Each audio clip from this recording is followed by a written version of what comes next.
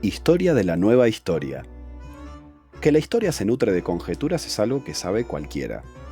Nada cuesta razonar que de los innumerables actos humanos que han tenido lugar en todos los tiempos, solamente una ínfima parte nos consta cabalmente. Hay también una porción de sucesos que podemos imaginar o deducir de ciertos indicios, pero la mayor parte de las cosas que han pasado nos son desconocidas.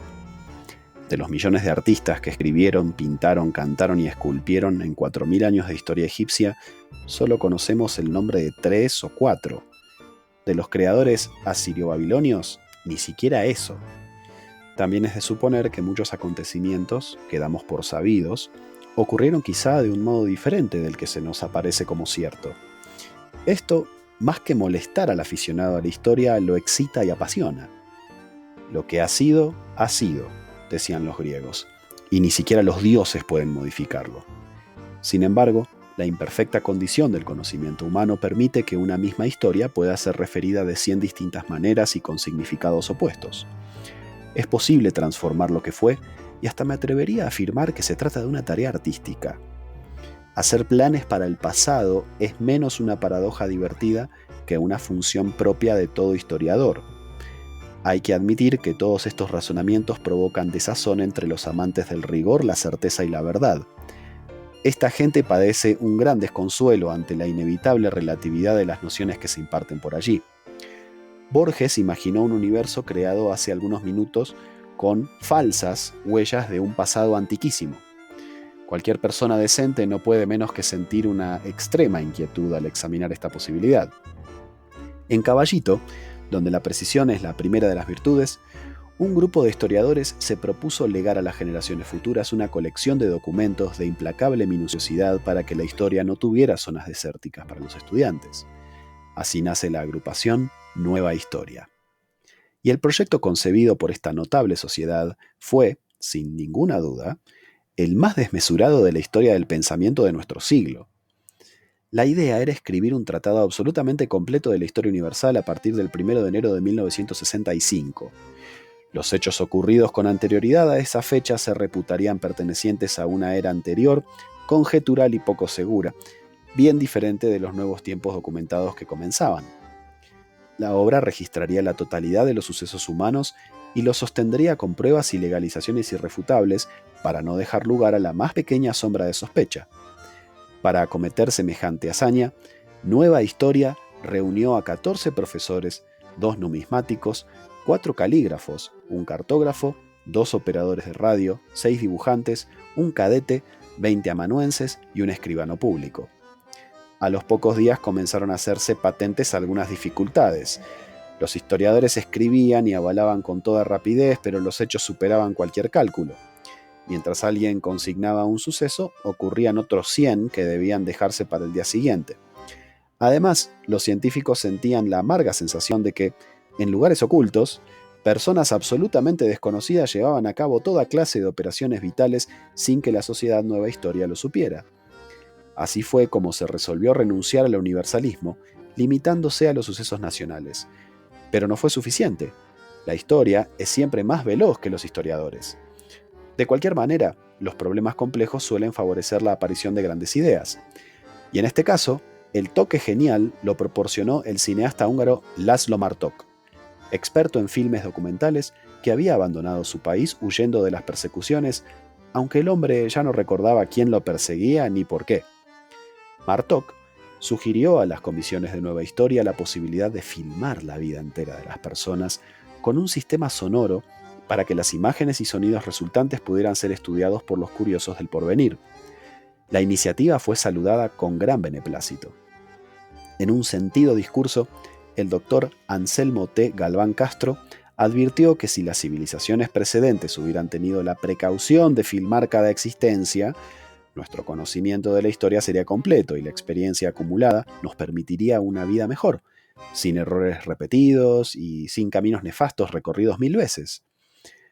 Ahí tienen ustedes la entrevista de Guayaquil, se increpó Galván Castro. No sabemos qué pasó entre San Martín y Bolívar. Una simple cámara pudo ahorrarnos 1 siglo y medio de suposiciones. La Sociedad Nueva Historia empleó sus magros fondos en la adquisición de cámaras de cine y grabadores de sonido, Pero cuando todo estaba listo para comenzar la magna obra, los refutadores de leyendas entraron en acción. Alguien manifestó que para la filmación de una vida hacían falta, por lo menos, dos: la vida del filmado y la del operador encargado de manejar la cámara. Y eso suponiendo que este último señor no atiende jamás sus propias necesidades. En realidad, lo más razonable sería la existencia de dos operadores por persona filmada, uno de día y otro de noche. Pero entonces la historia resultante no podría abarcar jamás a todas las personas del mundo. Quedarían fuera los operadores. La objeción fue contestada sugiriendo que cada operador tuviese detrás otro operador que filmara la filmación. Pero si bien se piensa, tal sistema conduciría a la estirpe humana a una interminable cadena de operadores que se filman, mientras una sola persona, la primera de la fila, vive realmente. El doctor Galván abogó finalmente por una solución heroica: los camarógrafos no pertenecerían a la historia. Sus biografías serían deducidas de las imágenes de sus filmados. Por ejemplo, un ilustre médico escala el Himalaya. Los observadores deberían pensar que detrás del médico estaba el operador. Pero los refutadores de leyendas no se detuvieron en su tarea corrosiva. Uno de ellos sostuvo que el sistema de filmaciones provocaría una insoportable modificación en la psiquis del género humano. Las personas cambian su actitud cuando se hallan frente a una cámara. Si se filma la vida entera de la gente, todos nos pareceremos a Santiago Gómez Cou. Galván Castro confesó entonces su fervorosa admiración por Santiago Gómez Cou y declaró que el hecho de haberse filmado obligaría a todo ciudadano a llevar una vida digna y sin tapujos. La polémica fue muy áspera. La gente de Flores no tomó partido por ninguno de los dos bandos. Manuel Mandev, sin embargo, imaginó la siguiente situación. Un hombre notable es filmado en todos los actos de su vida. Un día cualquiera, este hombre desea ver algo de lo ya filmado. La sociedad Nueva Historia lo complace.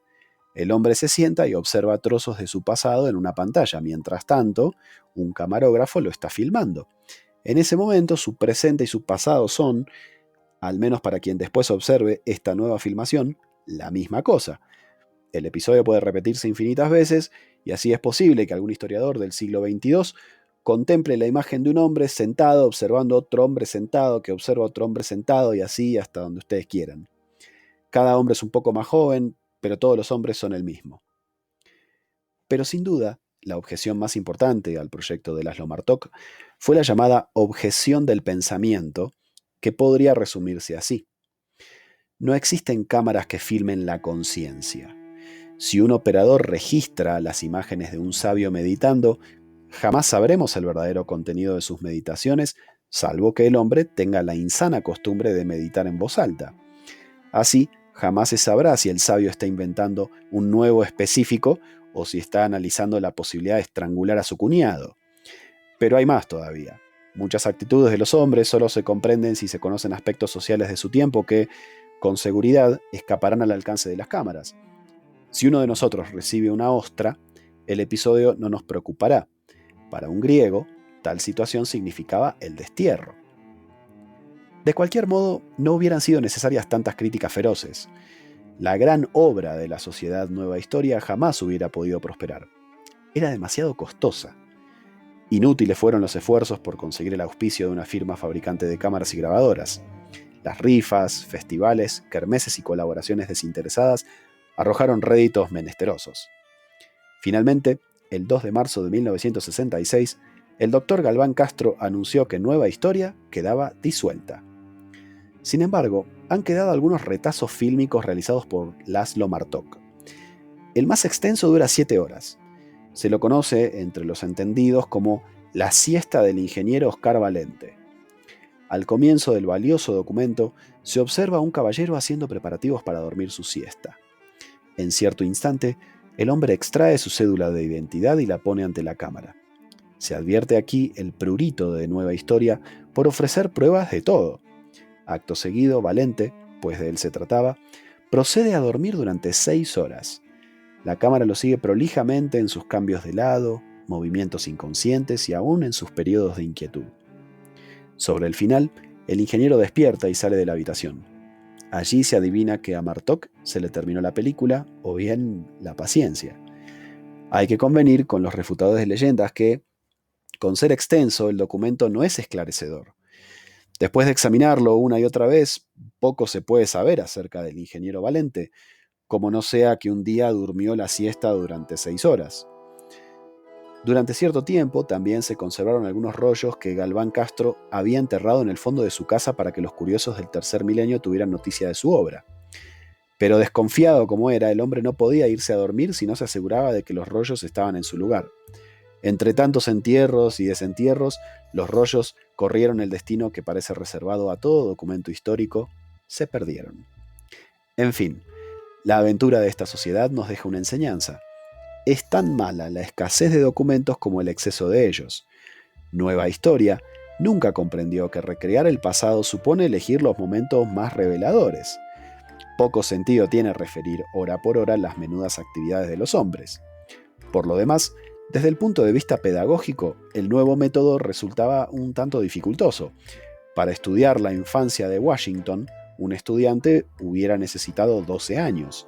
Para examinar la vida de San Martín, 72. Y eso para no hablar de las dinastías, civilizaciones e imperios. Estos, claro está, son ejemplos. Ya se sabe que Nueva Historia solo comprendería los sucesos a partir de 1965. Pues bien, si se piensa que en ese año Buenos Aires tenía 5 millones de habitantes, el estudio de esa sola ciudad, en esos 365 días, hubiera insumido 5 millones de años. No obstante, mucho después de la defunción de Nueva Historia, algunos caballeros adinerados contrataron a Laszlo Martok y a otros operadores para que les filmaran la vida. Al principio el negocio funcionaba, pero luego Martok advirtió a sus clientes que solo entregaría las películas cuando estuvieran completamente terminadas, lo que desilusionó a la mayoría de los caballeros adinerados. Hoy la técnica, con su increíble progreso, puede hacernos pensar que el proyecto de Nueva Historia se cumplirá alguna vez. Durante las 24 horas del día hay cámaras y grabadores funcionando. Las ciencias auxiliares de la historia utilizarán ese material en el futuro. Y ya no será necesario descifrar piedras de Rosetta ni excavar las ruinas de Babilonia. El cine dará testimonio de nuestras vidas, y entonces podrá ser llamado, con toda propiedad, el biógrafo.